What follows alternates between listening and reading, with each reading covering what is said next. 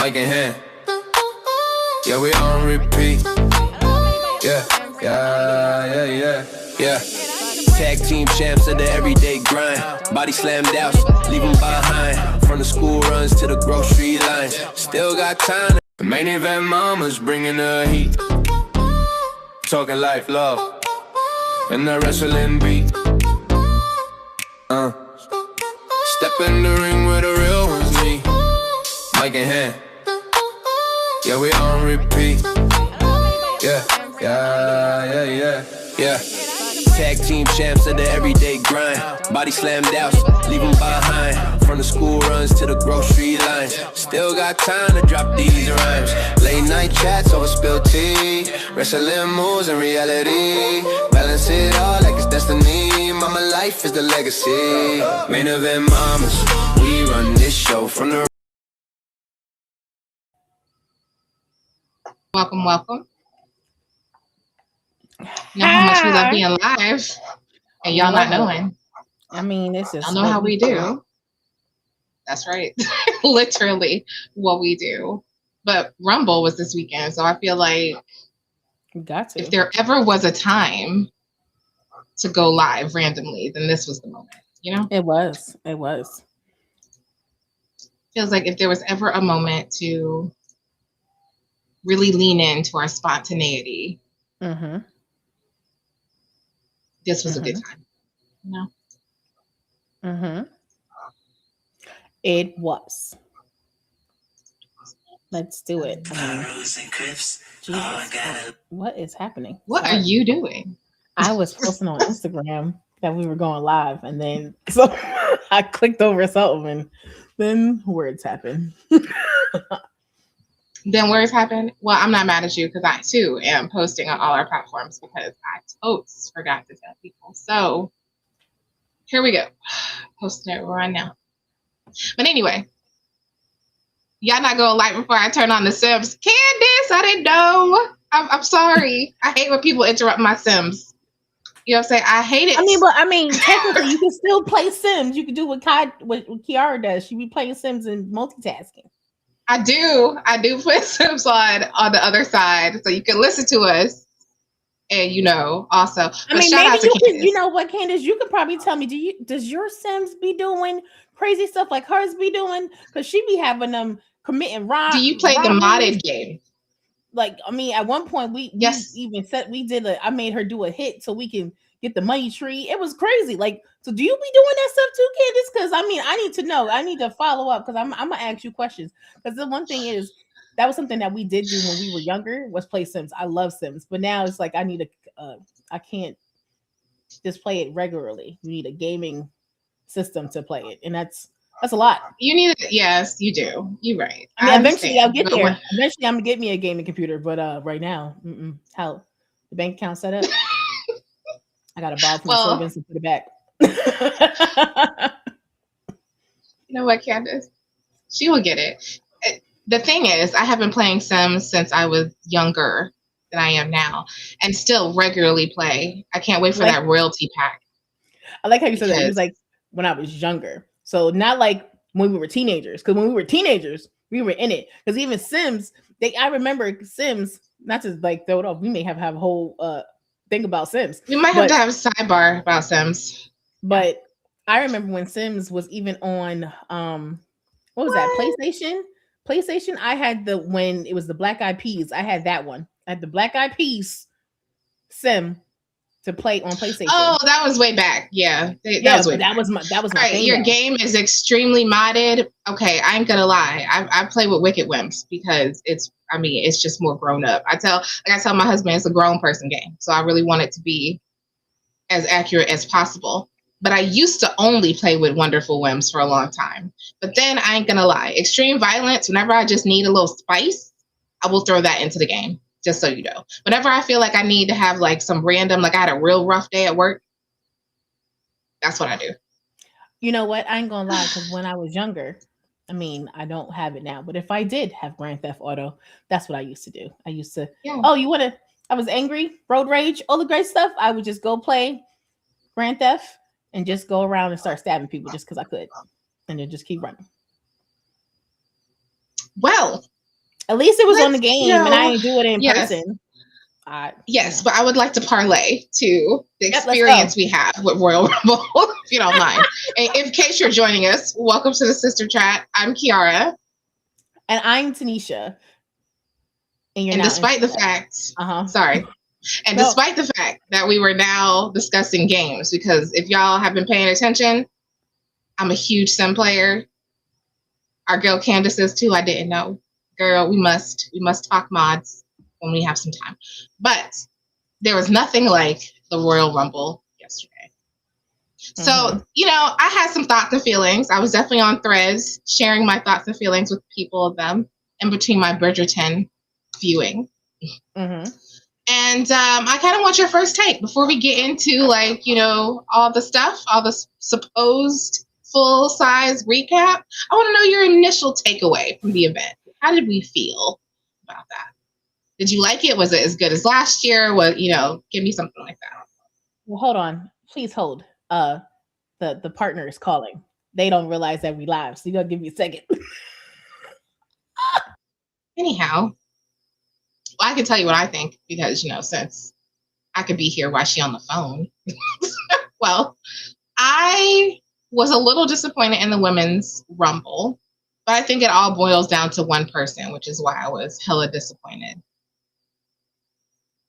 You might be on the wrong chat, young man, just so you know. But I feel like it all boils down to me that there's one key piece, at least one key piece that was missing from the women's Rumble, which I understand. One of the pieces, the other piece I'm a little confused about. And then the men's Rumble was actually my favorite this year, which is yes, that's exactly it. The men's Rumble was my favorite, but I also felt like they were missing some key pieces. But overall, this is the first time I didn't feel like they had extra filler people in, which was nice. Like, it didn't feel like they brought all these people from way back in the day to come through, which is nice to have enough people on your roster to fill out the entire event, I feel like. So, you back to tell me your initial thoughts? Or? I am. So, I think I definitely did like the fact that no, actually, I didn't like the fact. I really was hoping for some surprises. And I think the fact that we didn't really get the surprises like that, I don't know. I feel a little bit because I feel like that's what the Rumble was for. Now, granted, yes, we did seem like we had enough talent to do so, but it wasn't like I wasn't surprised, that these people showed up. The one person who I was surprised about was Brie. That was a good, yes. I mean, the moment her music hit, I think I screamed. I was like, yes! Now, granted, why am I so excited about Brie coming back? I don't know. But because literally for what Candace just said right here, I'm gonna pull this up because that's why we were happy about Brie. She wasn't. Here we go. Because what other surprise did we have? None. Zero. None. Like, you made it very disappointing. You made it very obvious that it was going to be JC Jade and Lola and Soul because they went missing. Like that they did, right? I was like, no Jada, because obviously she was on NXT this week, so she didn't put her out. But that would have been a surprise. You're going to do this show, and now you're going to take that red eye and come out here and be ready. That would have been a good surprise. Yeah. I think we still want nostalgia. John has an interesting point. Let's see. Hi, John. Welcome. Hi, John. Welcome. Sorry, I'll put it back. Oh, no. I think we still want nostalgia when it's convenient. I had no problem with no surprises. I absolutely had a problem with no surprises. I'm just going to be honest with you because I'm so conditioned. And I think that's also the thing. We're very conditioned to expect surprises in the Royal Rumble. But this year, Triple H only mentioned, thank you. Thank you. Well, shout out to you for hanging with us. Of course, stay with us. But what I'm saying is we're conditioned. Like, keep in mind that ultimately what we do is we know that leading up to Rumble, it's always some surprises. There's some people from way back. There's new people. There's people you didn't expect. Like, that's just what Rumble is at its nature. But like I said earlier, and I don't know if you were here for that from John, we actually have enough people on the roster where we probably don't need to rely on that. But that doesn't mean we shouldn't have some surprises.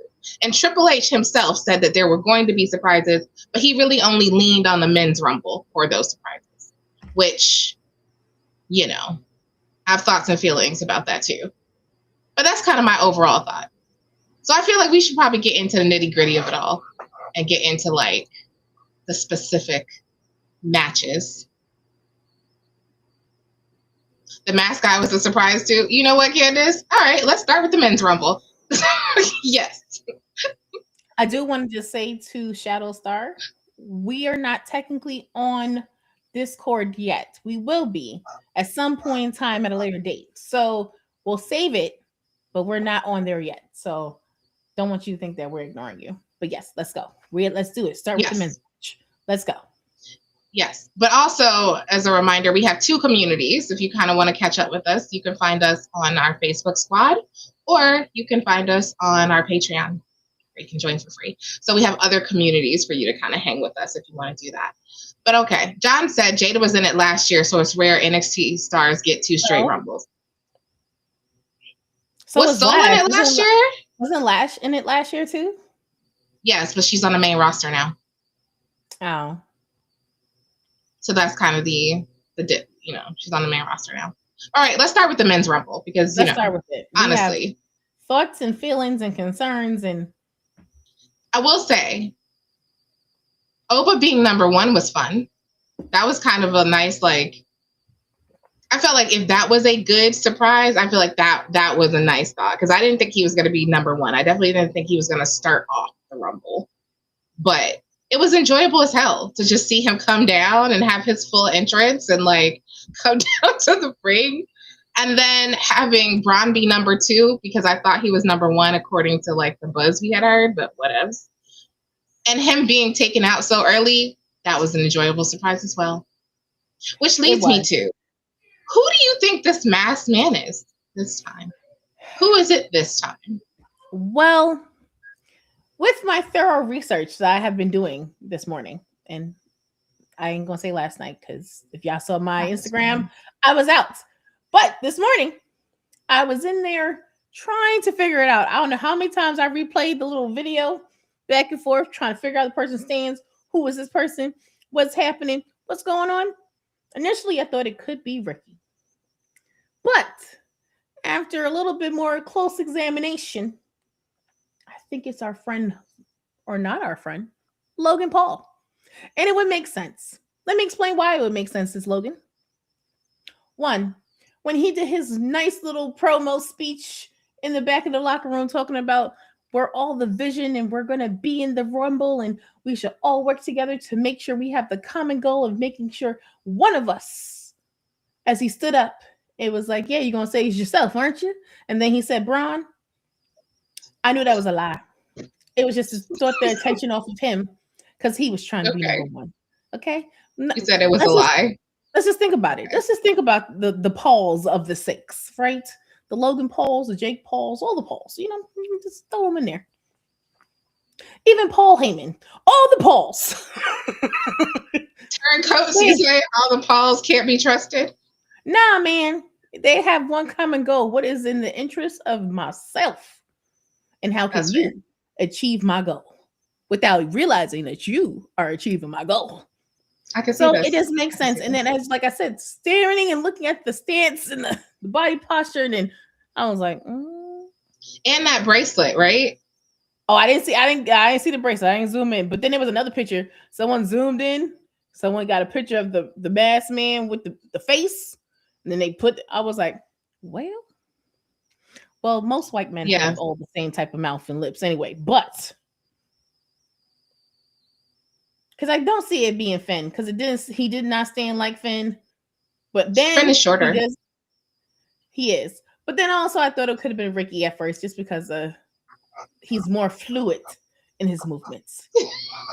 Ricky's more fluid in his movement. Okay, you know, because he does the. So I'm just I didn't think it was Ricky because he was on NXT this week. So I just disqualified anybody who had to catch that ride to Saudi, because obviously they go in their little private jets, right? So I was like, my guess is there was probably only one plane. Oh. Or two planes. But they all took off, besides Roman, who probably was on his own plane, because it's different. He's special. Roman, Rock and them probably had their own transportation. But the rest of the folks, I'm pretty sure, was on one jet together. It feels. And therefore, you had to catch that.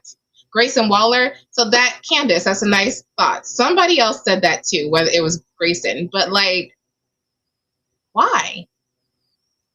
That was my question. Why would Grayson Waller participate in this, considering he's already aligned with the New Day and doing nothing but shenanigans there, just being a hanger on? Well, let's think about it.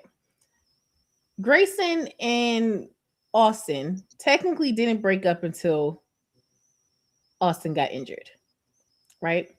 And then if we think about it in this way, if Seth is trying to build his version of to get back at them, why not? Because technically Grayson and Theory, they were a good tag team. They worked well together. They were very powerful. Why not bring them back together in another way of cohesiveness of, I'm gonna pick you here, because then too, no one's going to see Grayson. Well, they're not gonna think Grayson, because Grayson's over here with the New Day doing the shenanigans. So when he comes out, let's say if he comes out, then now it's like, oh, now that's another one from left field. Because now you're like, wait, what just happened? And then this, I don't know. I want to know who wears bracelets. I need to check. I need to confirm who got this little feminine looking bracelet, because it definitely wasn't Becky Lynch. I'm like, it definitely wasn't. So nice try, people. So that's even how she was standing. It wasn't Becky for sure. No, I was like, that's not Becky, guys. So yeah, I don't know. Austin Theory, because of that head movement. Candace, this is really hard. I feel like this is one of the ones, like, we were right about the first one. I feel like we all kind of nailed down that being Austin. But the second one, I don't know. I need more time to discover like who I think it is. Because I also think they like to throw spoilers in there and kind of like mess it up for us, because they'll pick somebody with a different body build or whatever. So, yeah. I do want to go back to what John said about... What did John say? Obafemi being introduced to the main roster and made sense for Brock to eliminate him, which it did, because them standing next to each other, toe to toe, I can see that being a good rivalry pairing, because unlike the Romans, which I love my Roman, but unlike those other ones, I feel like he has even a better, someone who's more his built. Now, and watch him do the German suplex. Get it out. Lord, I know. German. I still think he's a sleeper agent, just so you know, Candace. I'm gonna get on my sleeper agent in a minute, but go ahead, Tanisha. But German suplex. Jesus Christ. Sorry. I don't know. I don't know where I was going with that. It took me too long to figure out how to say the word out loud. So never mind. I'm good. All right. So back to my sleeper agent theory. So I really feel like I said, I feel like Austin Theory is the sleeper agent. But it also makes me wonder, is there only one sleeper agent? Because, Logan Paul, here's the thing about Logan, and we discussed this theory earlier offline.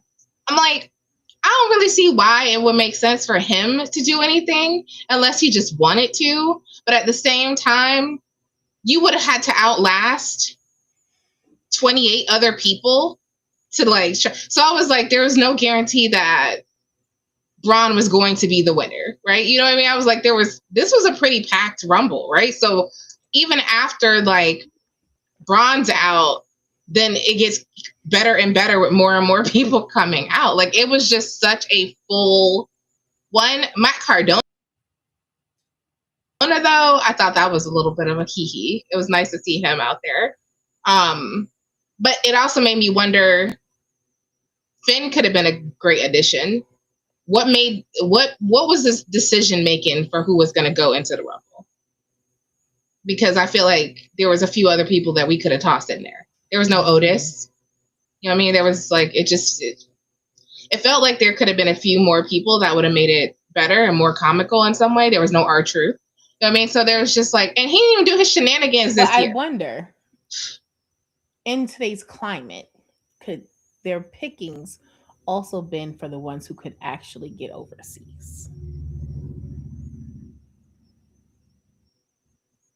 I don't know. Otis can't go overseas? Maybe. That's crazy. I don't know. I'm saying in a way of like, maybe how they looked at it was like, all right, is your stuff up to date? It ain't up to date. It's going to take at least another, I don't know, I can't. You know, I don't know. I mean, granted, I think they're supposed to have everything up to date because they were just all doing Europe. But who knows really what it was? Why? But why? I can see why not knowing why, but I feel like I said, they have a packed roster. So what was the criteria about who was going to go where? You know what I mean? Like, I just feel like there was better opportunities for people who could have made it. That's my thought. It's my thinking. But again, like I said, the Royal Rumble for the men was my favorite. Talk about the shenanigans of Grande Americano. Can we talk about it? Yes. Can we talk about it? Yes, we can. When that music hit twice, and when they both looked at each other, they was like, now, wait a minute. Who are you? Why are you here? And he's like, who are you? Why are you here? I'm not sure. Who are you? And it was just funny because one was happy to see Chad back. And he got some hair. He got hair, facial hair. Yes. He's a completely different man. He's jacked, extra jacked. Definitely a different man. So it's definitely hilarious to watch it from that perspective and to watch them both look at each other like, why are you here and who told you can have my identity? Because I didn't say you could have it. And then watch them both get eliminated and look at each other like, well, neither one of y'all in there. Good job. Facts. It was funny as hell. I'm not gonna lie. I was like, oh, you Grande Americano, that's cool. Original Grande Americano? What? And then he does it too. Thank you. I was done. I was like, I cannot. I was hee-hee-ha-haing around that. But you know who else was a really good surprise? Certainly Royce Keys was a good surprise. And I just have to tell you, that introduction was fire. The fact that they had like Powerhouse Hobbs on the monitor and then, put that new name, I was like, finally, someone knows how to do this right. Because we be confused. Like, what's your name? And no one knew who Royce Keys was. So it was nice that they introduced us to him through that monitor. It was a nice touch. And he looked good. I was like, all right, look at him. I can't wait to see. He was definitely powerful. I think he might. He was. He looked good with the rest of them, which is always a good moment. On the main roster, too. So that's good. Because sometimes they don't. You look like, why are you there? Yeah. You need to go down. He looks good. He looked ready. So, I mean, I didn't know who that was. So that was a good introduction because you definitely I know we'll get there when we get to the women's one. But let's also talk about how they let Jay do his intro. And it took him 5 million years to get down to that ring. I was like, okay, we're just going to, by the time you get there, it's going to be time for the next person to come out. I mean, which is what I was expecting. It was great for him to stall considering what was happening in the ring before Jay came in there. Because you remember, Brock was just throwing people left and right at that point. So I was like, please take your time. That is very true. And then, of course, when he was like, y'all want to run it back? Let's run it back. And you're like, really? You just got in the ring. You're running it back? Okay. And I'm like, don't be stupid and get eliminated because you're on the top rope running it back, sir. But I do like how they did do the nice Jay, then Roman, then Jacob. I was like, that's a good Samoan dynasty right there coming in with the chocolate. It was. Oh, I'm sorry. Ooh, sorry. Got my blood. Oh. You need some water? Lord, that was I thought it was nice. I thought it was a good, and then it was exciting at that point, right? Once we got to the Roman, the Jay, the Jacob, we was like, ooh, ooh. Okay, now I have to go back for a minute because, like I said, I feel like there were some spots that maybe we could have took away. Like, I love me a Mr. Iguana, but did he need to be here? I love me a La Parca. Does he need to be here? Well, I guess they're trying to offer. I guess they're the only ones who came trying to incorporate them. Now that would have been good if you know what the problem is. I'm not saying I'm not happy that Roman won, but if you're going to bring other people, then I'm hoping that you would think that let's do a smart crossover, not just you here, because you know I'm not gonna lie, Mr. Aguirre playing dead in the middle of the ring. I was like, sir, that was funny. It's always funny, but it's always funny. Him and Damian Priest though was just enjoyable as hell. But what I'm saying is that would have been funny if he made it at least to the last 5. Like if we're gonna showcase people's talents, like let's actually really showcase their talents. Like give me other than the typical who would have been our typical 5 people, who would have been our typical, like, you know, give me something different. So then it could be like, oh wow, you made it to the last 5. Ooh, that means anybody's games at this point, because you know, or give me the last 3, the last, you know, things of that nature. What I mean, yes, that it's funny. Everybody, they're all funny, but I mean, who didn't love Mr. Iguana? It was a moment, is my point. And I do, but again, like, and then when you think about it, I kind of felt like, should Gunther have entered this match at all? Why make him 30? No. I was very annoyed, but I think obviously we know we're going to talk about AJ Styles and his match shortly. But like, I didn't feel like that needed to happen. Did Gunther need to be 30? No. He was limping. I was like, bye. Like, no, don't come here. I was not pleased to see him come out 30. Anyone would have done. You know what I'm saying? I thought somebody would have came. I really thought like, Finn was gonna come and beat somebody up and then go enter himself into the Rumble. That's literally what I thought was about to happen. I thought he was going to be like, oh no, and beat Gunther up and then get in the ring. Maybe wishful thinking. But Javon looked like he was living his best life. Because look, he's with all these icons and he's like, oh my God, this is me with everybody. So that was fun to see his excitement with all of that. And then of course him getting the RKO. When Randy came, that was he tried it. He was beautiful. I appreciate that. And then also Trick had a great moment too. So at least I feel like they did a great job spotlighting the new talent. Even though I felt like some of those eliminations were a little premature. Yes. Also, this is the other thing I did want to talk about because we were betting on this too. We damn sure thought this was going to happen and was shocked where it didn't. Like, they didn't have to do that. We thought it was Jericho and then just Gunther. Boo. Like, did Jericho not catch the flight? I mean, what happened? Like, what happened? You just didn't want to come, my guy? You didn't want to come and be tossed over the top rope? Listen, I just felt like it was a waste of a slot to give to him. But I also want to shout out Ilya Dragunov. He did amazing. And it was fun to see his like crazy movements. And I'm like, oh my God. He's such a hard hitting type of talent that I'm like, everybody's about to be trying to get away from him, which was nice. What about LA Knight? What else? Yeah. It was good to see him come back.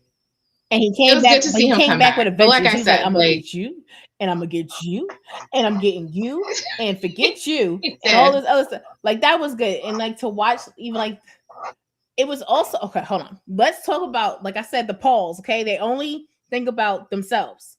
Can we talk about how Paul came out with Braun? Like, yeah, then looked at everybody like, what? Y'all not gonna do nothing? What's happening? Then came out with Brock Lesnar, happy as can be. No, hold on a second. I'm sorry. I hear you. I apologize. I just wanted. Did you see the message that the Bella sent to Paige? No. Can you tell us what that message was? Because I did not. What you mean, like? Anybody else in the chat seen that message? Y'all gotta tell us. Were you talking about like? Because I didn't see it. Well, you gotta be more specific. Yeah, That's sorry. fine. I mean to cut you No, off. you know, lost my train of thought here. Hold on, wait. I gotta go back. What was I saying? Oh no, that sounds like you lost your train of thought. I didn't mean to do it. Sorry. I don't remember what I was talking about now. Okay, well, I will say the fact that Cody Did not win. Eliminated. Yes, he did not win. Yes, but the fact that he eliminated Trick was kind of like. I can see them having a good feud. That would be good. Oof. Like, give me something good. Give me something first and frank. Give me something. Yes. You were talking about Paul. That's what you were talking about. What I was saying was, did you see how Paul came out with Brock Lesnar? I think this is a conflict of interest. How are you two people's valets? Like you know, I'm just saying, how is that a possibility? And you came down with Brock like, yeah, he gonna be the one to do it. If someone's gonna take me to the promised land, it's gonna be Brock. Perfect Rock didn't lay on us. Wait, land on Perfect Rock. That's how I felt when he was walking down the ring. You were funny though. During the match, she was like, I guess he should have stayed with Roman. I was like, dang. I mean, at this point, it didn't serve him to go anywhere. Like, it feels like if you're Paul Heyman and you spent the last year backing other horses, and then your former horse has the audacity to end up on top. How would you feel? How would you feel? You can't even sometimes lead them to the water, because sometimes they just be stubborn. They be like, I don't want to go to the water. And you be like, but how you going to drink? I don't know. Bring it to me. Nah, I ain't bringing that to you. I ain't bringing no water to you. I ain't bringing nothing. Like, it was just funny to watch. And I was sitting here talking mad smack. I said, well, it sounded like you should have came out with Roman, because, you know, that was your next Trojan horse. You know, your bread and your butter. Like, I don't know what's happening. I don't know what's going on. I mean, not the bread and the butter. Him? He's the bread, okay. The butter, never mind.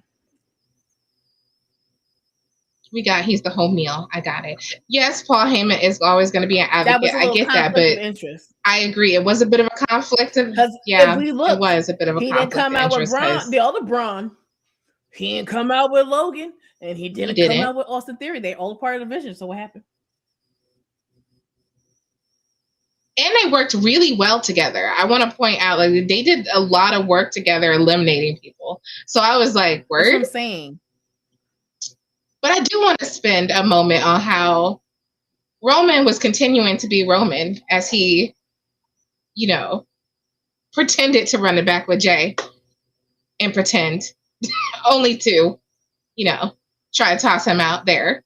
Didn't quite work there. But then he did end up eliminating Jacob, that happened, right? That happened. So it's like that Roman. That happened really fast. Is like, Roman. hey, what? Wait, how did you get? When did that? You blinked and he was eliminated. He was like, it did. I did blink, but I really feel like the Jacob Fatu storyline is going to be with Jacob and then Drew. Yes, Drew is the one. Drew is the one who got Cody out. I did not expect that shenanigan. I mean, but I should have. I thought he would be back there nursing himself, because I mean, that Drew's a petty king. Him and Sammy was insane. So I think, you know, no, he was like, no, we're gonna make sure you don't get to win. That's right. Anyone but you. Anyone but you. So now we're starting this petty war between them two. Since Seth ain't there, I need Seth to come back so we can have the petty wars between him and CM Punk. But then add Roman in there, because we already know Roman's gonna go after CM Punk. It only makes sense. Yes, I do think so. It only makes sense, because it don't make sense for him to go after, what's his name? Drew. We just talked about my brain. I was like, Damien. I'm like, Damien don't have a title. I said, but it don't make sense for him to go after Drew unless Drew starts the stupidity of, I'm so upset with the bloodline. You guys beat me up. Who knows? Yeah, okay. But Drew, he did send a message to Roman basically saying if he was smart, he would pick him. But we all know that's not going to happen. This is definitely going to be a CM Punk and a Roman situation rather than, like, no. Drew is going to be in the middle of this Jacob Fatu Cody craziness. There's no way that they're going to break up that trio. I could see that being a triple threat at Mania. So I don't see that happening. Even though the other half of this equation is that the Elimination Chamber is supposed to decide the title matches for the other people. So I was like, so Roman would have to pick whoever he's going to pick, even though he clocked into work and clocked out and is done at this point. I think what did Triple H said, we ain't gonna see Roman for a while. He'll tell us who he wants to face eventually, basically. Like, yeah, you would catch that. But basically he was like, yeah, well, I mean, I don't know when we're gonna see him again, but probably no time soon. So don't look at me. I am not Triple H. I'm just telling you what I heard. Well, maybe y'all need to create a storyline, because don't just let him pick somebody and then we don't have the storyline. Like, keep adding the storyline. That's the problem. Y'all don't be building up these storylines like y'all supposed to. Y'all just be like, oh, this one's going to carry you over. Like, we know why he's going to go after CM Punk, but like, make it more like, just like how we know like the pettiness of Seth and Roman. I mean, yeah. Yeah. It stays that way. Okay, so of the Royal Rumble entrance, who was your favorite entrance and who had the best performance? And don't say Roman, because I know. Don't pick Roman. Don't pick Roman. And if you want, I can go first, but I'm not picking Roman. You can go first. Okay. I think Trick did an amazing job. I ain't gonna lie. Trick did great, but I would say I thought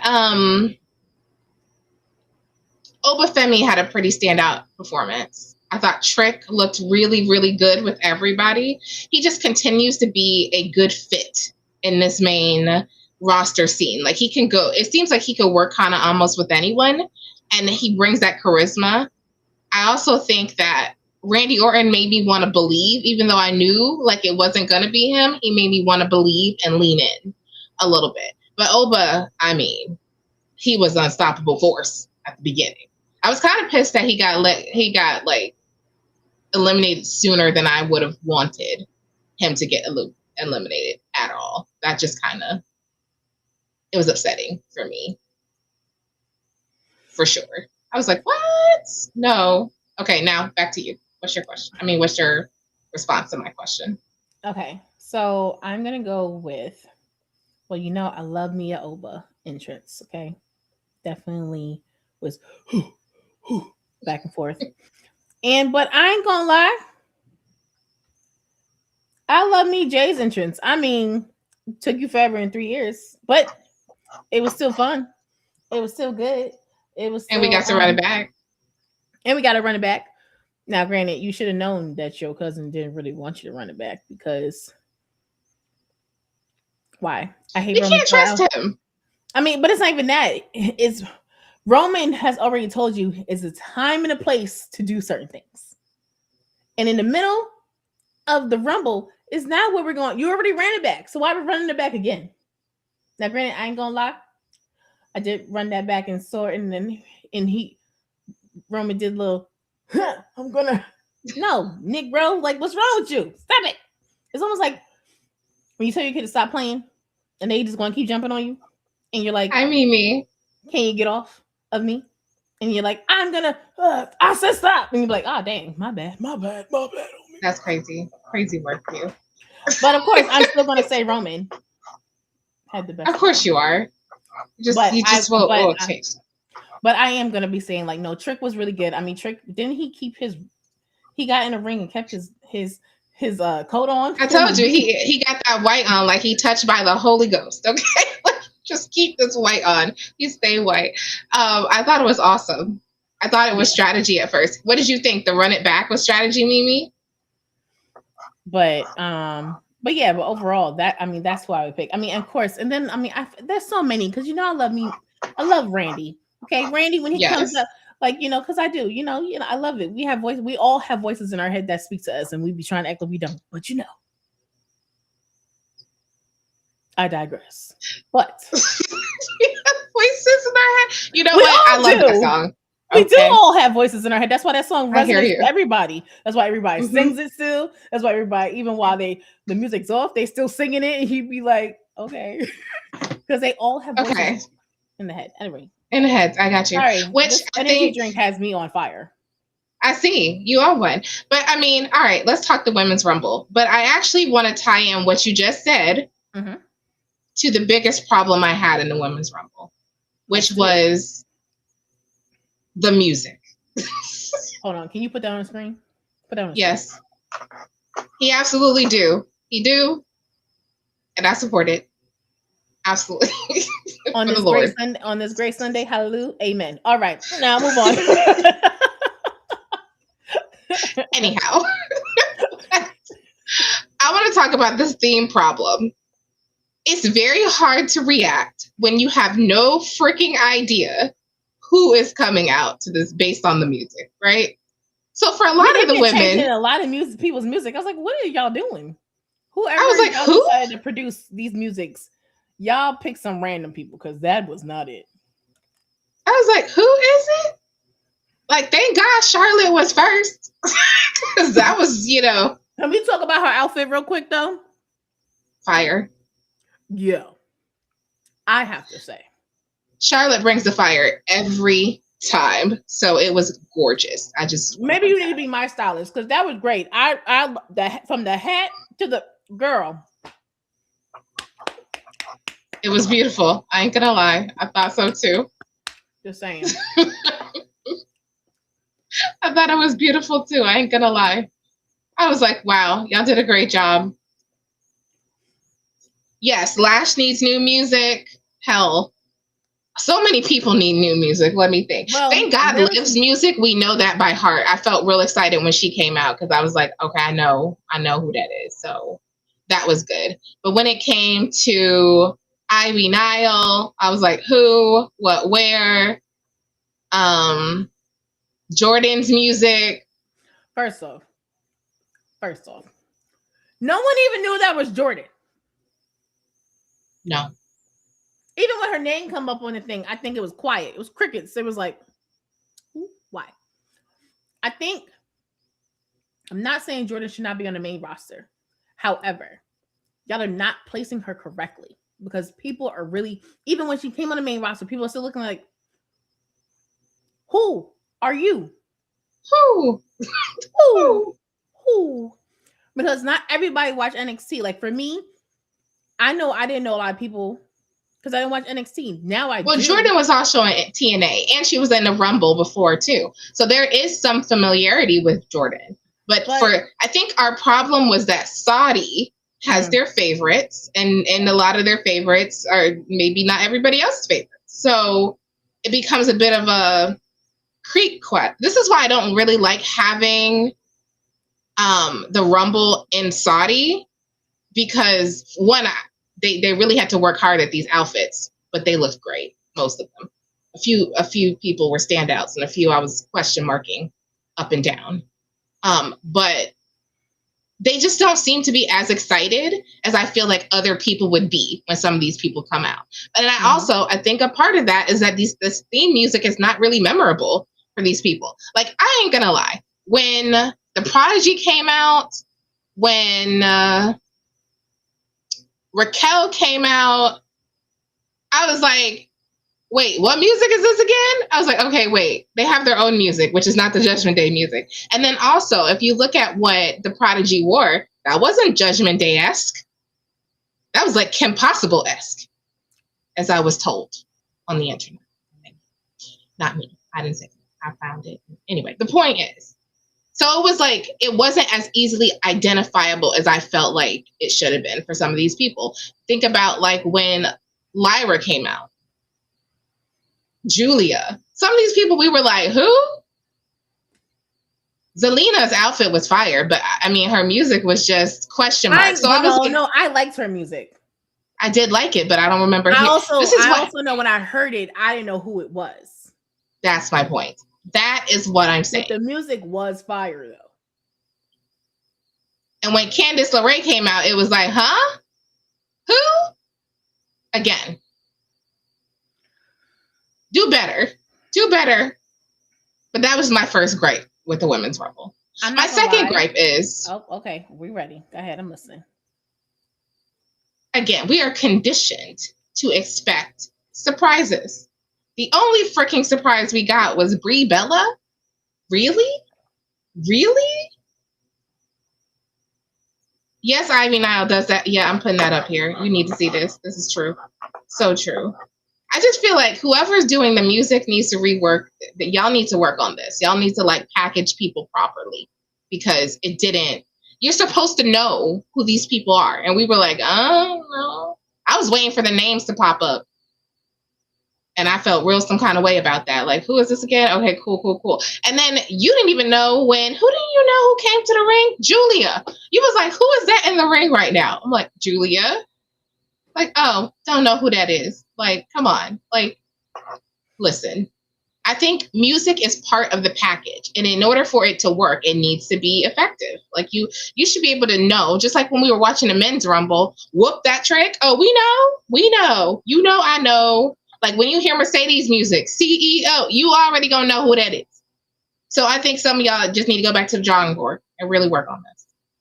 Because no, not good. Like I said, the other problem I have is in our condition to expect surprises. I was very much hoping for Bianca Belair. Now I understand there's definitely issues with this because the Saudi audience clearly don't like Black women like that. So we do know that because as we watched last year, it was real dry with Bianca and Jade, and it was dry. But I was hoping for that deeply because we really missed her. And I think if nothing else, that showcases that there's a need for her on the roster. Which means that no one has filled her spot. So I think that goes into like what Roman was talking about in his interview. Like when people are out, you want somebody to come and take that spot. But nobody really has taken a Bianca spot. So it leaves you with a hole in the roster. It does. Which is why I think we are feeling some kind of way about her absence. Also, we hope you get soon in that. I hope she's back by Elimination Chamber because I think her and Jade would be the WrestleMania match I'd be hoping for more often than not. But that's just my thinking. I mean, I will say yes, I agree with that for sure. Definitely would think so for sure that Bianca would have at least popped up, came back, but I guess too with the audience, I don't know. I get why they go there because they get all this money, but as a woman, I'm just gonna go from a woman's standpoint. As a woman, to be able to do a match and know that not that many people are engaged, and I still got to perform and do my match, but you feed off of the audience and their engagement in it too, from what I've gathered and what I've seen. And even for us as the audience member, like we feed off of that. So if you're not getting that much of engagement and you also are packaging them in a way of no one knows who's coming out and it's kind of dry, it's one of those things. And I'm not saying I have so many thoughts happening in my head as I'm trying to say this out loud. Take your time.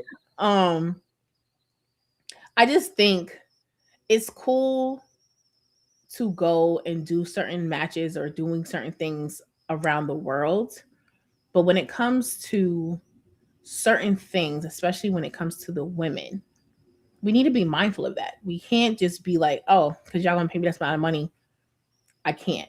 Now, granted, I love their outfits. Their outfits were fire, better than it was any time ever that they've been in Saudi. Yeah.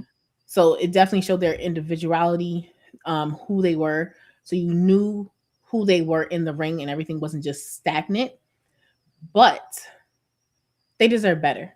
They deserve more than what they got. So I'm hoping moving forward, like the next Royal Rumble will be in the US or be somewhere where you will hear the pop. Because I mean, I'm pretty sure if they were in Britain, we would hear the pop. We would know who these people are. We would know, like, it would be somewhere where it would be so enjoyable for us. And two, maybe people would be trying, like, yeah, I want to be a part of the Rumble. How can I get a part of the Rumble? How can I? Because I'm going to get that feeding of judgment. Even if I don't win, how do I do that? Now, granted, I will say, Lash did kind of play into the stereotypical, and that's just her, and I understand that. But I don't know. I'm at odds with this the match, just in general, because I just don't think it was well played out. I am happy Liv won. That kind of, but I feel like they also did, and I'm happy Tiffany came back looking good, looking great. But truthfully, the only person I was excited about was Brie. I ain't gonna lie. That was just what I was excited. I was excited that happened. And that also lets, and I know Brie wrote somewhere that yes, the Bella twins are back. So I'm looking forward to what that can display and what that could be, because we know they're going to go after the tag team titles. But I do hope they do let Brie get some chances in there and get it together. Yeah. And also too, I love the fact that Brie went yes, yes, yes, yes, yes, and everybody was yes, yes, yesing. But they should have done better with the women. And I don't think the women should have been the first match either. We should have. Well, the women's Rumble is always like the first match, but it shouldn't. I think we should switch it up. Fair. I want to go back to Candace. The first thing I said about taking her spot. So I'm not even just saying it had to be Charlotte. I feel like there's plenty of people who could have been elevated to do that. One of those people could have been Bayley, right? Like, I feel like we didn't give anyone that big picture push. Like Tiffany was out for a while, so that was again another spot that was open. Who did you put in it? You gave Julia this weird ass storyline with Kiana. Like, the Judgment Day is doing Judgment Daying, and that's fine. But there was no singular like push for anyone to really take that spot. Becky has her own spot. You know what I mean? So she already had one. So I'm looking for maybe somebody newer to come in and really make a statement for themselves, to kind of, or someone that has been there a while and just be elevated. They could have put all that energy into Natty. Like, I just feel like there was more that could have been done in this. We know that there's a hole on this canvas for a babyface who is just beloved. Why are we not pushing someone into that space who is slightly on the edge of it one way or the other? To answer your question, Candace. And then also to go into Candace mentioned this thing that she slightly disagreed with you on it. I think the pop may be the same in the US for the Women's Rumble. The music is just plain bad. I agree with that. I think the music is a huge part of your presentation. And if it doesn't rock you, like when they were singing Randy's song, because we love Randy's song. Like, I will sing Randy's song anyway. When we were singing Cody's song, it's because we know Cody's song. Roman don't even got words, and we don't need them because it's Roman. Just know. Mm-hmm. So I'm like, your music should make you easily identifiable. That's what I'm saying. And it's not. It does not. That being said, I think there were several standouts in the Rumble. I thought Lash was a powerhouse. She looked great. She had a few lash issues here or there, but you know what? I thought she looked fantastic. I thought Raquel also looked really, really good in this Rumble. Like you said, I absolutely agree that I was excited to get Brie back, but I'm more excited because it means that the Bella twins might be in the tag team division. So I'm like, ooh, maybe y'all can get tag team titles. But it's also good because they were in when we had a tag team division. That's right. To be able to do that, Sorry, not to cut you off. No, you didn't. But I feel like, I think Maxine did really well as well. I think making sure that Natty came out right after her was perfect pacing. That was a nice kind of continuance of their situation. The Chelsea Green and the Julia of it all, I'm still a little... I think because of the way SmackDown is kind of weird is because, we have Julia in this Jade picture too that is just...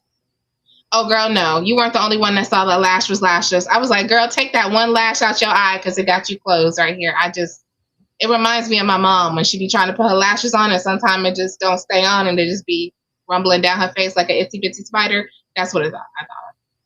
Anyway, so Liv called Dom after the Rumble. You know what? I did see this slightly. For a few minutes before my sisters decided that we didn't need to watch a post show anymore. Because the post show is not how it used to be. Like, it used to be like, yeah, I want to know what y'all talking about. And then it was like, Roman never comes. So I don't even know why you thought he was coming. He never comes. But what it did make me excited for, the Women's Rumble made me excited for Monday. Because I was like, Kari Sane's in trouble. Oh, Like, oh. Can we talk about that for a second? Because what was the words I said? yes. I said, well, there goes your promise for making her the one, and you the one who eliminated her. Good job. Kari was in trouble. I was like, she ain't gonna make it. I don't know. We need to send. She gonna have a missing sign on Monday because I don't. We're gonna be at the airport. Oscar looked real angry. She looked real angry. So I was like, ooh, that was something. But also, Liv and Raquel, that's gonna be good. I mean, my mama, I'm telling you the truth, okay? Y'all know I keep it real about my moms. She do. And anyway, the point is, I'm super excited to see what happens between Liv and Raquel on Monday, too. Because how dare you eliminate me? Like, if I was Raquel, I would have so much beef right now. I would be pissed with her. Like, how dare you? And we've seen this tension coming.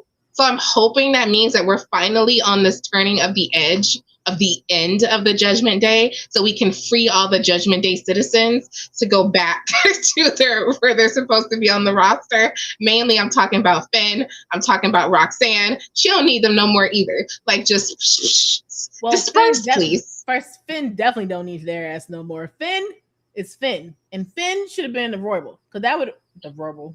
Wow, Royal Rumble. He should have been in the Rumble. Okay, that's so right. I'm not allowed to have any more of this energy drink because it is like having sugar in a can. Oh, and I did not get the sugar-free one. That would make sense. Anyhow, my point is Monday is going to be a lot of fun. I can't wait to see the shenanigans that are going to ensue because there's so much here. And I also like the fact that it's supposed to kick off these new storylines, right? So WrestleMania is supposed to like give you where you're going, according to Unreal, apparently, right? We're all leading up to WrestleMania. So we're supposed to be, heading somewhere. So I'm hoping like with the way some of this is going, we're seeing the Maxine and the Natty of it. We're seeing like Liv and Raquel start to like get into this huge situation, which is crazy because Raquel is currently in a program with Stephanie Becker. So like, ooh, where does this go? I know now that she has it, but this is the kicker. They always say, well, now you can challenge anybody on the women's side, but they never say for the men because we all know everybody's going for the main titles. But it's like, I would love to see you like, you know what? I want that title. Well, you know what other title I want that I don't have? That U.S. title. Let me get that. Or, you know what, Becky? I'm going to challenge you for the Intercontinental Championship. Now, I can see Liv and Becky going at it. Now, that'd be funny. But also, no, Natty wants that too. So, yeah. I don't know what else I'm going with there. Okay, well, that's fine. The point is, I just think they did a really good job with the Women's Rumble and the pacing, even though, granted, like I said, I did miss the surprises. But for what it was, I thought they did a pretty good job. Who do I think the standouts were? And I have to ask you that question. I know I've already told you, like, Lash did a really good job. Who to you seemed to stand out? Also, a Natty. Natty brought the low-key legend. Woo-hoo! Listen, I was happy. And then they were like, if you keep saying Natalia, she gonna come get you. And I said, that's right, because she's Natty. The one thing I will say about Natty, I think it's the first time I actually seen her entrance. So I liked how her name was like in black and it was just like sparkle but it was black. Like you were like, I'm her, and how she walked down to the ring, all that stuff. I will say Maxine was actually impressive compared to the other times she's been in the Rumble. But who is my standout star? I'm going to say Liv. Liv? She was great.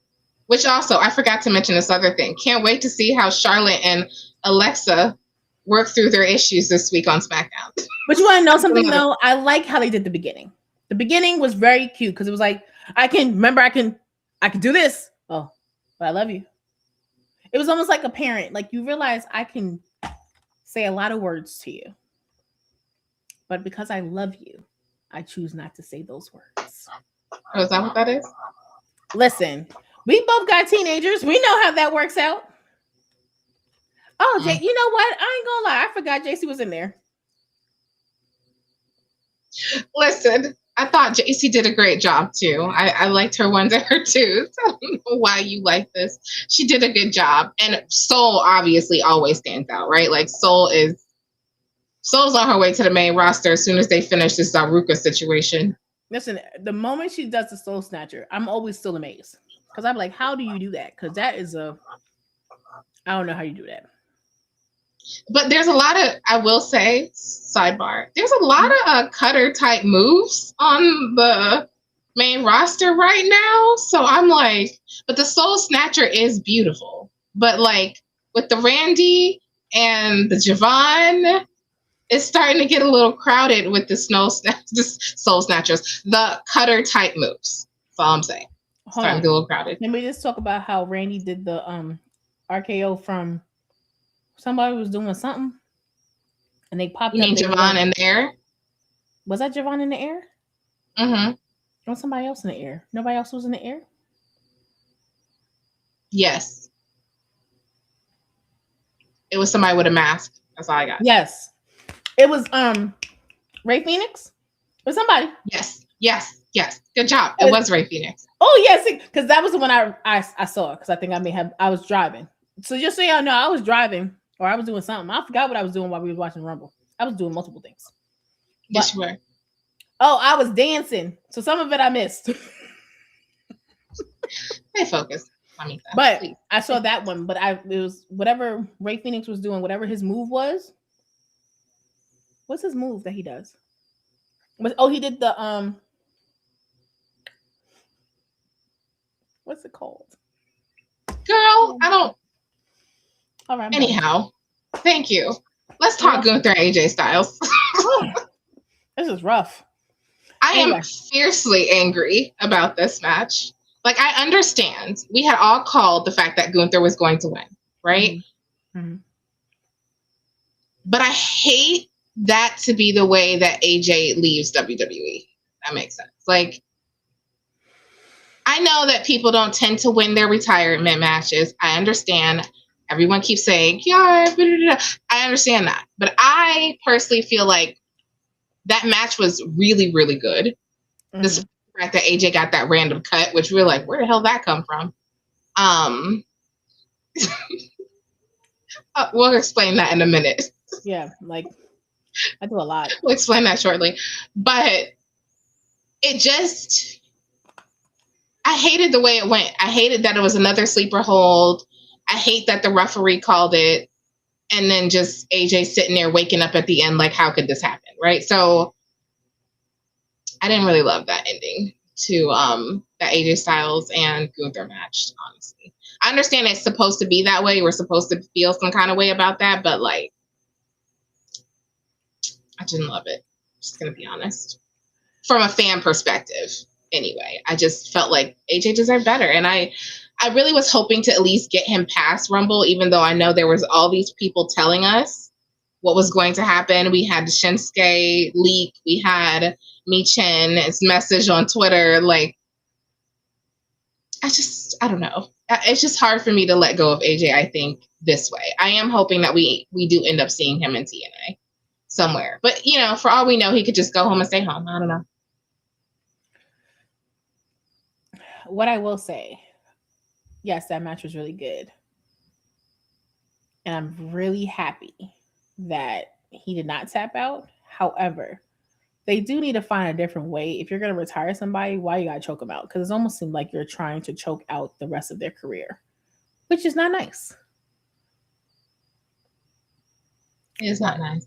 I agree with you. I mean, it's not nice. I mean, it is. Or let him win and then him retire, because he almost won. Just saying. There was a couple we were like, ooh, because that would be good too. Like, you know, offset it a little bit. But I'm happy because I kept yelling. He better not tap out. He better not tap out.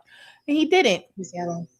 But I did not like the fact too he woke up like confused, because it's like, because I even said, wait, did he really choke him out? Was he blue? Because I couldn't, because like, yes, I was driving, but I wasn't really watching the thing. I was listening to it. So I think y'all need to understand that's why some things I did not see, because I was paying attention to the road. But I'm very avid listener. So I was very in tuned, listening and yelling. Just saying. Yes. I hear you. No, I like what they're doing with Gunther, says Candace. Who's next? Brock? No. So I definitely think Brock and Oba has a program coming up. I really think that's where they're going to go next with that. That's a good one, Mimi. I do think, like, on our show this week, if you haven't seen it, it's online for you guys to check out what we talked about pre-Rumble. I feel like AJ and TNA might need each other right now, right? So if you have been watching some of the TNA stuff, their ratings have been going down a little bit. I think this a lot is because they're relying on a lot of like NXT talent to kind of drive their storylines instead of building these in-house programs. And I understand that we're going to want to go back and forth to a degree, but I also think you got to stop relying on them to do the work. You got to like figure it out with your talent base to be able to kind of drive the stories too. I think AJ and TNA, I would think TNA needs AJ more than WWE needs AJ right now, because I think if he wanted to finish his career somewhere, where I could see it being a TNA. I could see him going over there and tearing it up because they really need it. Not gonna lie, they really, really, really need it. So, yeah, I actually agree with you, Mimi. I do think AJ went out the way we expected John Cena to go out. Yeah, I kind of expect that. But TNA and AJ, it's a match made in heaven, and they just need to figure that out because they need each other desperately. And then I also think it'll drive more views for TNA too than what they're getting as well. So let's talk Drew McIntyre and Sami Zayn, because we definitely knew that something had to give. Sami Zayn had never lost in Saudi, and he had never won against Drew, right? So something had to give in this moment. Hi, kid. See, we legit are moms. Like, my kids just know better. And also I have a lock on my door, so they can't just come in here.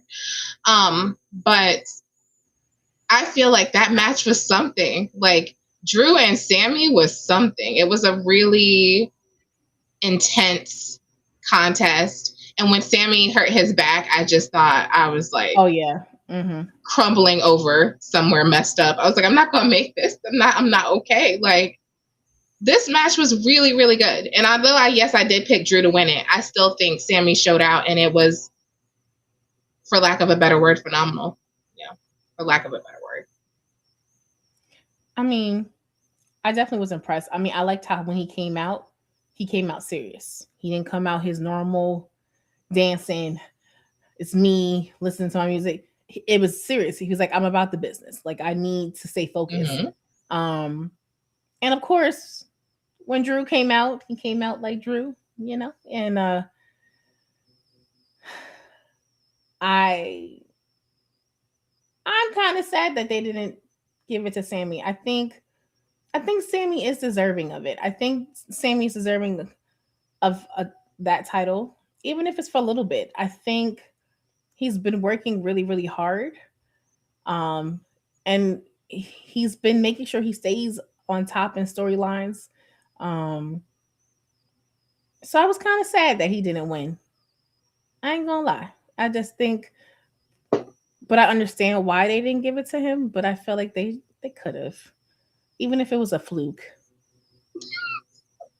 You know, like how it wasn't going to happen. It wasn't going to happen. But I understand what you're saying. Like, Drew has been waiting for his opportunity to have this reign. And to me, he was never going to be a transitional champion, right? And again, if you look at what's happening on SmackDown, I can't see it happening because of where we're going with Cody and with Jacob. And then you also have Randy waiting in the wings too. So I'm like, I would love it to happen at some point. I just don't think now is now. So I know they are going to do that WrestleMania in Saudi. Really? And I think Mimi and Candice both, they're that makes sense actually. That makes sense, ma'am. But that's not even the point. Because now, my women matches are going to, never mind. All right. Any more takeaways from Royal Rumble? Can they make it just a one day and then, I don't know. Anyway. Make what as a one day? Make WrestleMania back to being 1 day versus 2. Why? So I can have better quality women matches. That's why. Okay. What? I'm disappointed. I understand that. I understand that you're disappointed. I don't can we just go back to when things used to be like, can they go to New Orleans? Like, go back where you're supposed to be going. Okay, I see what you're saying. Okay, yes. Okay. Yeah, I agree. I mean, we're not going to go to that one in Saudi. I understand. I'll be watching that from the crib because there's no way I'm going to fly out there for that. Again, they don't even like black women in their ring. I ain't going. So that being said, any last thoughts before I get onto my AEW situation? No. Well, y'all know I haven't had time to really dig into AEW. And if you've been waiting for Kiara's hot takes, it's coming. I've just been busy this week. I've been so busy that I haven't had time to get all my thoughts out. So for this next few minutes, we're going to spend some time on AEW. I know Tommaso. A little bit. Candace, you'd be so proud. I know a little bit. She did. She watched some highlights. She got some information. She knows some people. All right, listen. I was really excited for Collision. And I'm going to tell you, I don't typically watch Collision. But knowing that it was going to be Tommaso's debut match was everything for me. Because we always argued about this in terms of what he was doing in WWE. If you watched him in NXT, he built up this great, resume, if you will. And not everyone who goes from WWE does well in AEW. But this seems to be the exception, because he rolls up on his first night and now he beat Mark Briscoe for the TNT Championship. Wait, is that right? Yes. Yep, that's right. TNT Championship. So the only other person who has done this is Mercedes, as in debut equal champion. And that match was something. Like, if you have not seen it, I absolutely recommend you go back, HBO Max, Hulu, wherever on demand you want to see it, because it was so freaking good. It went down to the last few minutes to see the winner, which is also one thing I kind of like about AEW, is that they have time limits. And so you do have that sense of urgency to these matches when it gets to the end. And I was biting my nails, even though I kind of knew he was going to win at that point, but still, I was biting my nails. And I thought they also brought out Kyle Fletcher at the end of it to let us know that's where this is going next. And I was like, look at them. No, Ricochet didn't win his title on his debut. But he does have one now. But it wasn't his debut. But to see his style, I think he has a natural fit there. So we'll see how this goes. Not everyone does well, but I feel like they set him up nicely to be this psycho killer character. But straight up, I have questions, y'all. Just sidebar here. Did nobody copyright Psycho Killer for wrestling materials and stuff? Because I thought that would have been a copyright that been gone. I would assume that was not something that was going to be available on the market. But Tommaso and this Psycho Killer vibe and the skull and him coming out, it was perfect. I just was like, this is exactly where he needed to be. Hi, welcome from the UK. Hi. And yes, I do. AEW does roll out the talent for ex-WWE talent. But let me tell you something. Did it feel like the transfer window, like I was telling y'all a couple weeks back, where Hobbs moves over, Tommaso goes over here? We just wait for the next people to switch over? Because it feels like that's what's going on right I am glad they didn't put him in ROH because I don't watch that. Admittedly, I will tell you I don't watch that. So, it's not widely available. And honestly, I don't have enough more time for more promotions. I'm doing my best here with 4 as it is. I don't have time. Thanks for your subscription, Will. But at the end of the day, I mean, I just thought that was such a fantastic debut, and it sets up his next situation with Kyle Fletcher, and I love it. It was great. You know who else had a great debut, Tisha? I don't know. Who else? The Rascals had a great debut. Oh, you know what? I ain't gonna lie. I don't know why I thought the Rascals were there already. My bad. They were there, but this was their debut match. So they have been there for, I think, a couple weeks. No, if Psycho Killer was used, he would have got sued or a letter of wrestling cool name. Yeah, that's true. That's true. But that's what I'm saying. I would have thought that had already been taken. So it felt like an oversight to me. Like if you're in the wrestling world, what a hell of a name. Just saying. Or just in general, like that name should have been trademarked from horror movies. Yes. But no, I did. He did remind me of, he also reminded me of Black and Gold. Tommaso. Oh, he was great. He was great. He had so much flexibility and character work was flawless. And like, I don't feel like that WWE was letting him do all of that on SmackDown. He was just kind of like, they were getting there somewhere, but then you could tell that there was a sense of frustration because he wasn't going where he needed to go. I felt like when they first moved him up from NXT, he was. And then when they tagged him back with Johnny, thank you, with Johnny, he still was trying to like, I'm this person. And then they started softening him up or not softening him up or however the case what you were saying. But from what I did see, that was a good match.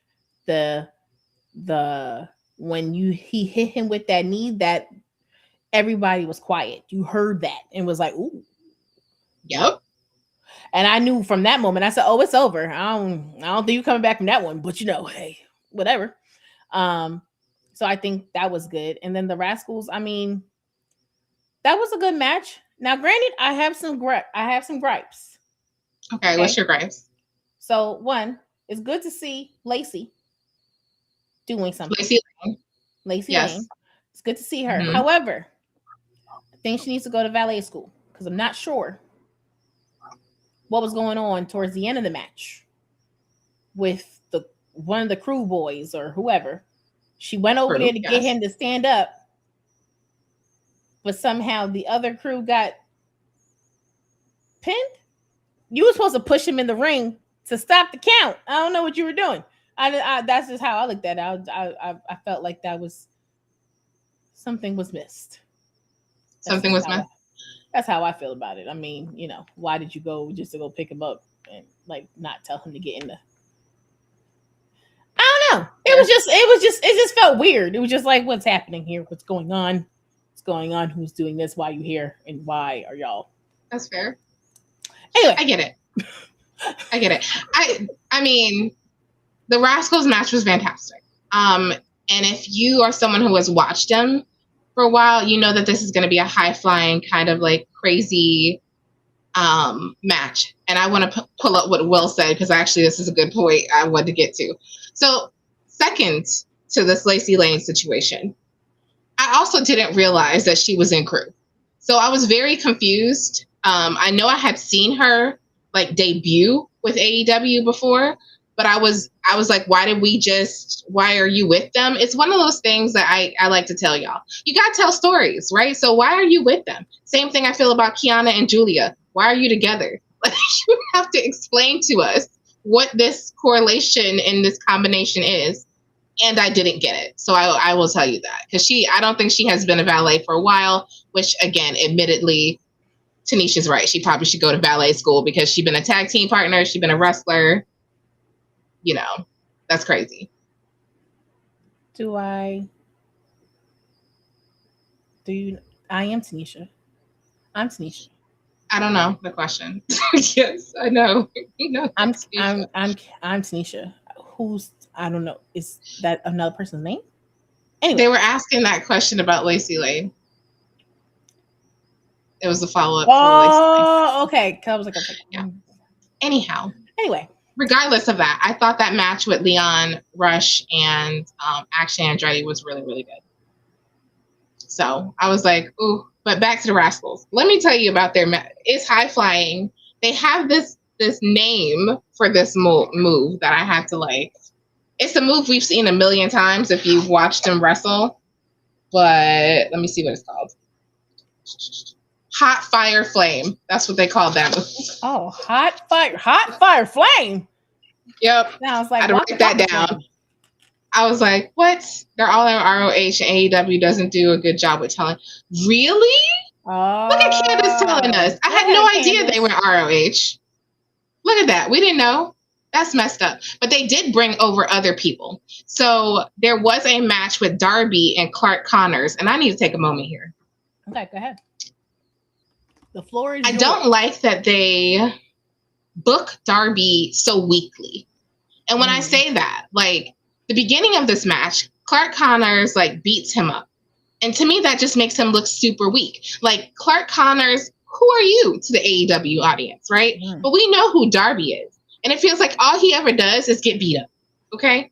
Like this is getting real old and ridiculous to me. I'm like, he fights back. Yes, he does. But like, what in the hell? Yes. That's exactly the move I was talking about. The Hot Fire Flame. That's exactly the move I'm talking about, Will. But when they do him like this, like I took a picture, and if I could remember where I put it, I would show it to y'all. It'll probably be in this commentary when it ends up inevitably on TikTok. But they put him in this daggone, the ring apron. Mm-hmm. Connors puts him in this ring apron and just beats on his back. And you see the tape on his back. And commentary is like, yes. And that's calisthenic tape, I think is what it's called. But he was like, yeah, that's a big target on his back. And I was like, Darby is always getting beat up. Like, no matter where you go, no matter what he does, he did end up winning the match. And then he gets beat up after the match by Gabe Kidd, who is not working on behalf of the Death Riders this time. No. He's on Gabe Kidd time. Because he's apparently in a crew with this Connors guy, War Dogs from New Japan Wrestling. I was like, what? What are you people doing? So are we setting up a new rivalry with Darby going to Gabe Kidd, but it's not the Death Riders anymore because he supposedly won the war with the Death Riders, but then why are you booking him so weakly? So if he wins the war with the Death Riders and he's constantly getting beat up, what does that say about the Death Riders, who are currently in a rivalry with Don Callis' Black Hole and family? Like, what? It just logically makes no sense. Because the Death Riders are supposed to be this like dominant faction, minus Moxley, who keeps losing. But he also has a championship, so touche. But what the hell? Who's he got the championship? Well, because it was a tournament. Oh, okay. So that's why. We did, Will. Yes, we did. We did talk about the Rumble, Will. We did. And we did talk about the yeeting and how it was funny. But regardless of that, I just felt like this booking of Darby is very confusing about where all these factions are going to be. Like, you can't book him as strong enough to beat the Death Riders, but always getting beat up by other people. And side by a Death Rider part-time, because he's also part of the War Dogs in New Japan Wrestling. Whatever. I just didn't love it. And also, Darby, you need some damn friends. I mean, I don't know why you don't have no friends. Like, I don't understand. Is this outsider situation? But he needs some friends because he needs to stop getting beat up. So maybe he should be friends with Orange Cassidy or something. I mean, I don't know. Find you some friends, because it was really a lot to watch him get beat up again. Okay, I just had to get that out there. Whew. And then Moxley mentioned that he wanted his get back from Takeshita. So that was great, because he did lose it. So in the tournament, he lost it to Takeshita. Takeshita got the point, because remember, that was a points tournament. So now he wants his get back because he wants to defend his national championship, which again, I'm not going to get into that. You're going to have to go back a couple episodes for me to get into my thoughts and feelings on that. Okay. All right. I just had to get that out there. Let's see. Is there anything else I want to talk about from? We want to talk about the women's tag team The title? women's tag team? Yes, please. Let's talk about that. Well, if y'all know me, well, granted, you're new here. I will say. Yeah, he only got one friend. Candace Sting is his only friend. Just one friend. And Sting, Grandpa Sting don't need to be wrestling no more.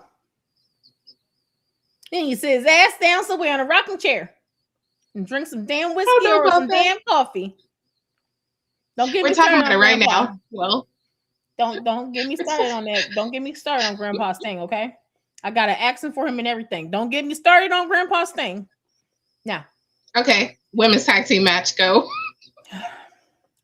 Now, what I was trying to say is that I hate a setup. I hate watching setups. And that's another reason why I don't watch AEW, because I feel like I'll be watching too many setups. I'll be like, what are y'all doing? Just be consistent. Just roll through it. So in the women's match that I seen, it seemed really slow. Willow did something, and I was like, what was that? Why did you do it like that? Like, that didn't make any sense. Why couldn't you just been... I forgot. I think she hit the ring post. She hit the ring, the apron of the ring. And I was like, Willow, what are you doing? What I will say is, I'm very impressed with the sins. Sisters of Sin. Thank you. I was about to say Sister of Sin of somebody. I don't know. Sin of Sisters. Sisters of Sin. There you go. I was very impressed with them. They did a move where she had... What's that girl? Not Willow. What's the other one? What's her name? Harley. Cameron. Harley. They had Harley up against the rope. But like it was like a bridge of some sort. And then the other one came and kicked her and she fell. I was like, woo. Listen. I was like, listen. That was good. Now, granted, they still retained their titles. They did. But I still was like, they could have gave me something else. Like that match. Well, apparently they got beat up. Oh. Wow. According to Will, they got beat up. I only watched the... Well, I'm still trying to watch AEW. It's a struggle bus for you. I understand. I get it. So yeah, listen. That's kind of messed up, but... They did. But I also feel like... So the Sisters of Sin in the match for Julia Hart and Sky Blue. And I do think they're really, really good. I too am a little shocked that they haven't been tag team champions yet, because I just think they're naturally a tag team and they're also really, really good. They didn't come together like the Babes of Wrath came together, just kind of, to win the tournament. They were actually already in this thing. And with Tekla, they are a trio of disaster, because that toxic spider situation is crazy work. So I think it was a good match. I do also think that when you're booking, it's weird because you also have the Megan Baines and it's a very weird setup. I don't know where this is going. I hope it makes sense later, but I don't know where it's going. I'm just going to be honest and tell you, I don't get it. But I am sad to hear about Samoa Joe's injury, which I did hear about on Dynamite. So he was injured training and they announced that, which is important because he was in the main event picture. So now it's kind of like they try to move, now he's going to be on the shelf for a little bit. Oh, what kind Omega had a match against Rocky Romero, who decided he was going to dance in the middle of the match with Omega. Girl, did you not watch Tekla, Bane, Penelope, Julia, Sky Blue beat up Chris Statlander, Willow Harvey after match 6 on 3? Yeah, that's what he's telling you. So, well, no, I did not. So I know you knew. I don't watch AEW. I'm working on it. Okay, I'm working on it. I have got down to watching pay-per-views, and I made it to the end on one. Okay, and the most recent one. Yes, and I'm watching highlights to get to know the people. At some point, I may or may never watch AEW, but just want you to be clear that Tanisha is not your AEW head. That would be Kiara. I'm just here to have moral support and fit in there as much as I can. Candace can definitely tell you in those comments, it's been a struggle. So the fact that we got this far is amazing. Thanks, Will. Well, yes, thank you. You're new here. That's Tanisha's spiel. I'm working on it for her. Doing my best. Each pay-per-view is a new one to get her involved. She's real turned off by the blood. It's a whole thing. But if you're new here, you can watch some of our previous episodes, particularly the ones where we preview AEW or we recap AEW, and you're going to hear her specific commentary about why she liked or disliked it. And I'm pretty sure Full Gear was the last one we watched and covered. Watch that one because it's very funny to hear her go through how her feelings are there. We're going to get her there. Okay? We're going to get her there. And this is the funny part. I don't like blood watching wrestling, but I like blood any other time. So it's weird. Can't tell you. Don't know. Yeah, I don't know. All right, back to this Omega match with Rocky Romero. So in the middle of the match, Rocky just starts dancing. I was like, what the? Who's in a match with Kenny Omega and just dances? Like, are you crazy? Well, maybe he needed a dance break. Well, he lost. So, I would not recommend. 0 out of 0. Like, do not do that. Do not dance in the middle of a match with Kenny. Do not do that in the match with Kenny Omega. Okay, that's crazy. Crazy work. But the thing I do want to call out, there's two things. One is this Andrade and Swerve match, which chef's kiss is what I wrote because it was so freaking good. And Swerve will face Kenny Omega next week. So that's the other piece as we're setting up this main event picture now. But it was so good, Tanisha. I mean, I did see a little clip. Listen, I am an Andrade stan, okay? Oh, I love me Andrade. I know I love me. He got 12 hours for it. You know what? You're right about AEW's pay-per-views. They take a long time. Listen, a long time. You're going to be there all day. Episode, you will know that we both, well, I'm not going to admit that I fell asleep, but she definitely fell asleep. But the prior one, I definitely fell asleep. I rolled over and fell asleep. Anyhow, my point is, back to AEW. That match was so hard-hitting and well fought. I thought Andrade looked so freaking good. This is my thing. Is like, I don't know how WWE loses some of these people, right? Like, Andrade is incredible when he's in that ring. Now, I don't know what was going on with his lifestyle choices. Like, I don't know. That's not my business. I will agree. I will agree. Andrade is really, really good. Because remember, I saw him in Honor. What's that? Honor of Wrestling? That's not the name of it. Hog. Thank you. I was gonna get there. It's coming. It was coming. Hog of Wrestling. I was trying to help. I know. I appreciate you. I love you so much. He's really, really good. I mean, but Andrade has always been really good. So I'm not lying. Like I was saying, I saw the clip, and from what I saw from the clip, I was like, ooh, well, it was great. And he stopped to give some lady his number who apparently is his new girlfriend. Yeah, girl. Yeah, you gotta finish the clip. Wait, he stopped to give a lady his number, and now she's his girlfriend. Well, you know what? Go ahead, player. Better get it. That's how Randy got his wife. I'm just saying, he gave him. You know what I'm saying? You ain't wrong. You're not wrong at all.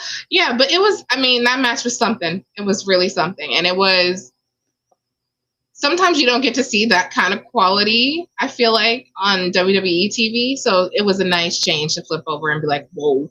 It was a whoa moment. I watched that thing and it was like just staring at the screen. All right. So beyond that, the Death Riders and the Don Callis family. So listen here. I told y'all, if y'all know me and you are here, then you know I feel like the Don Callis family is a black hole, which means they just all be there. You don't know who's there. They come out, unless your name's Okada, or your name is Takeshita. And now I guess Andrade too, because he's part of that family. I mean, like, it just be a lot of people. Doyle and Davis. I mean, it was just a lot of people in that place. It's like he got his own army But now apparently they're going up against the Death Riders. And I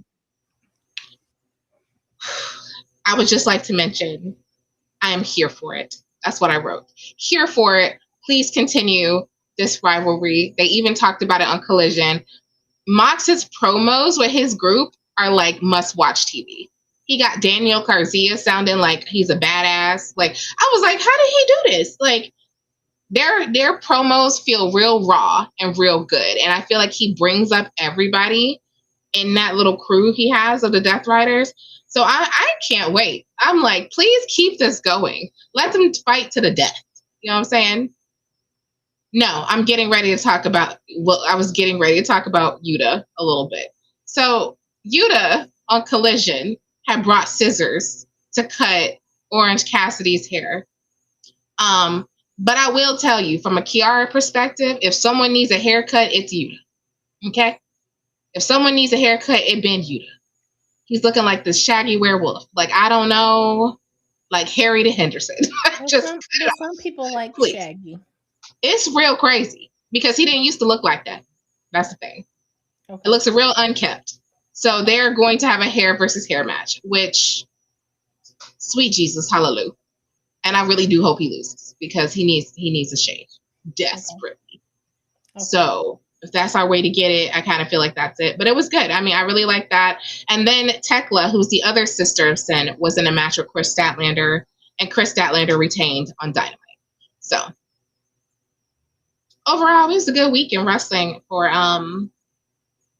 I gotta tell you, AEW was a good week in wrestling. But if they don't cut that man's hair off, I mean, I feel like somebody needs to bring scissors to the show and help him out. Help him out, because it's crazy. He's starting to look like one of them dogs that got hair overgrown. Just please, let's do better. All right. And you've rode with us this far. You know, I've been all through all the Royal Rumble and Kiara's AEW hot takes. And you're welcome, because straight up, I didn't have time to record them this week, so I did my best to give you my thoughts today. We want to thank you for hanging with us today on Sunday. And with that, we want to remind you what we have a lot coming up this week. So don't think that we're going to skimp on the content, because that's not true. You're going to see us this week when we talk about our life episodes. We're going to get into our parenting, relationships, and we're talking love and relationships this week. So stay tuned for your box on Thursdays and Fridays this week. We're going to cover dating a unique personality of alpha women and how that can be interesting or challenging for those of people out there who do. And then we're also going to cover the week that is in wrestling, because you know it starts again tomorrow. So we're about to plow right through and give you our thoughts on the week. And then I'll probably pick up some TNA this week. Since we've been a little light on TNA, I feel like that'd be our opportunity on that. You know what? You're right. I mean, I kind of thought AJ was going to come, but this is where it goes back to my complaint of no surprises. We are getting deep this week, Candace. This is my complaint about the no surprises. I feel like AJ Lee and Paige would have been great surprises to add to the women's Rumble, or just have them show up in the crowd. I mean, I don't know. They just could have been great to see. Anyway. Yeah, I mean, maybe next time. Who knows? Maybe they got other plans for Paige. Maybe Paige is in the wind somewhere. I don't know. I have no clue. But right. What was I about to say? You were about to say something else. I forgot. Anyway. Oh, yeah. So, but yeah, like I said, we're talking love and relationships in our wrestling episode. We're back on Thursday and Friday this week. No lives though. These will all probably be pre-taped. No, and then actually, there is a live. Oh, I totally forgot that we are also. Can I do it? Yes, can I say it? Go. Okay. Go. So we have a special main event mamas midnight confessions. Do y'all want to know what it's going to be about? Oh, I'm so excited. We're going to talk. It's going to be the Super Bowl preview plus whatever else we're going to talk about. Of course, we're going to talk about wrestling. I'm going to give you a little bit more because things are going to happen because it's Thursday night. Who knows? People could be explosions everywhere. But I got Kiara into football. So this will be fun. I figured what other way can we do this? And on top of that, Bad Bunny's gonna be there. I'm just saying, it's just do a little anyway. So I can't wait for this because I think you guys are going to enjoy. You see how I sit here and look at y'all when she talk about AEW? Now watch her look at me the same way talking about football. This is exciting. I can't wait. It's so exciting. Who's ready for Super Bowl? I know I am. Okay, let me tone it down. All right. So yes, that's the Midnight Confessions this week. We're getting football fun. So Kiara will probably be toasted because she don't know nothing. This is going to be an experience, y'all. It's going to be an experience. I want to invite you. That's our Thursdays at 9:00. So like I said, you're going to ride with us this week. You're going to be sick of us this week, but you're going to ride with us this week. And with that, we want to remind you, this is your opportunity to hit subscribe. Make sure you hit like, matter of fact. Make sure you hit like on this stream of wherever you are. I've meant to say that earlier, but I need it now. Please don't forget to do that.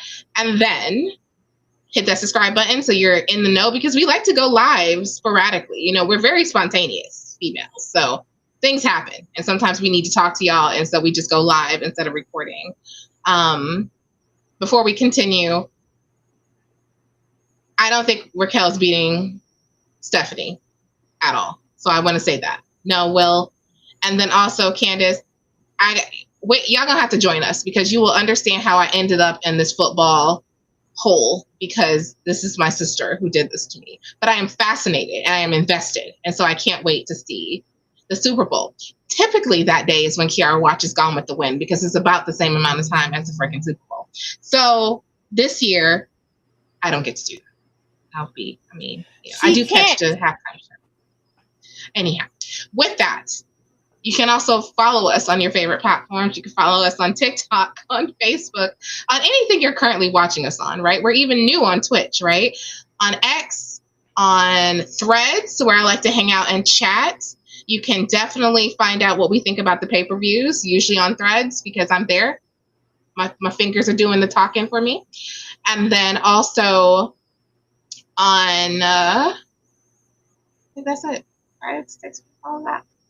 So where can they, also, because we're a podcast, you can also listen to us and see us. And where can they do that, Tanisha? So where you can do that, I will answer your question after this. Well, I promise. Where you can find us is you can listen to us on Amazon Music, Amazon Audible, iHeartRadio, Apple Podcasts, Pocket Podcasts, YouTube Music. And that's it.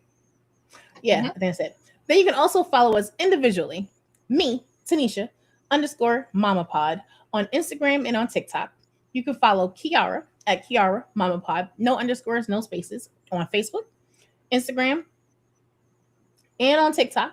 And you can follow her on Twitter, X, as Content Vixen. Okay. And well, I like the Jaguars. My Jaguars almost made it. They almost did it. Those damn Bills. Anyway, but that's why they ain't in it. They ain't in it. But I don't have a favorite team right now. I just like the sport of football in general. So you'll get to experience all that on that live. We'll be so twisted that night. With that, we want to say we're not new to this. We're so true to this. And this was Main Event Mamas Live. See y'all later. Whoop, whoop.